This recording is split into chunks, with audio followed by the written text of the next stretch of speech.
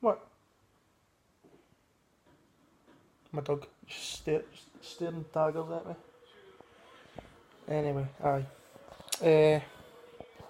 Brazil 2, Costa Rica 0. Pretty obvious about this one. Um,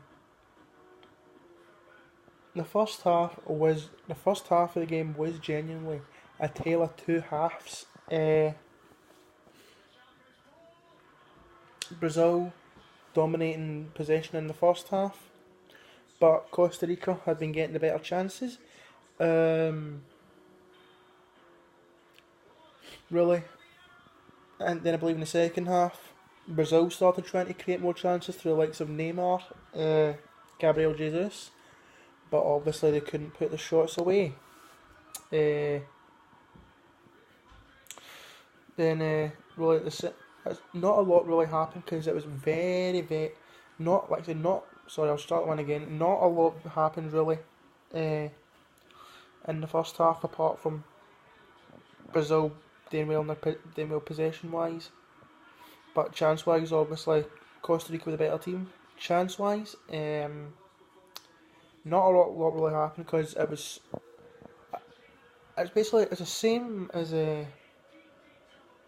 Brazil in the last game. Slow, lacklustre, lethargic, um, picking passes out very well, but not they weren't they were so slow. Uh, Second half, Willian came off, and I believe it was Was it Thiago Silva? No, not Thiago Silva. Sorry, I don't know why I'm getting mixed up. Not Thiago Silva. Douglas Costa came on in place of Willian, which I thought it was a very good move because I believe it was always down the left hand side that Brazil were playing the ball. They didn't play it on the right hand side because Willian, the good player that he wasn't very good in the first half at all. Probably mostly because they were playing the ball down that left hand side with the likes of Marcelo linking up play with Neymar. So, good call from the Brazil manager to bring off Willian and bring on Douglas Costa. I thought in the second half, Brazil did do a little better, creating more chance after chance after chance, but Keylor Navas was really, if anything, until the 90th minute, Keylor Navas was really keeping Costa Rica in the game. He really was. Save after save after save after save. Navas was genuinely keeping Costa Rica in the World Cup. He genuinely was. I thought the 90th minute, it was a really, I can't take anything away from Philip Coutinho. He's a cracking player. He was a cracking player at Liverpool. Went to Barcelona. He's still a cracking player there. He's one of these key players for Brazil. I thought he was a key player today. Cracking goal, good positional play. I believe it was a header by Paulinho. Then it took a touch of off Gabriel Jesus' right foot, which might have been unintentional, but it was a perfect setup for a right-footed drilled shot by Philip Coutinho, which the ball basically went through in between Navas's legs. Now, if anything, the amount of chance where Costa Rica hard done by, you could say that it was a slow lethargic game, basically by Brazil. The amount of chances Costa Rica themselves made in the first half, they had every opportunity to put one or two goals in past, I believe it was Allison that was in goals. I may be wrong, but end of the day, it was a cracking goal by Coutinho. second goal in the 97th minute, I believe it was.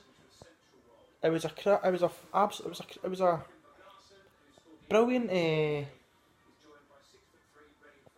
brilliant um, little ball into Neymar, catching Keylor Navas out once again, and basically it's a simple tap in for Neymar to make it 2-0.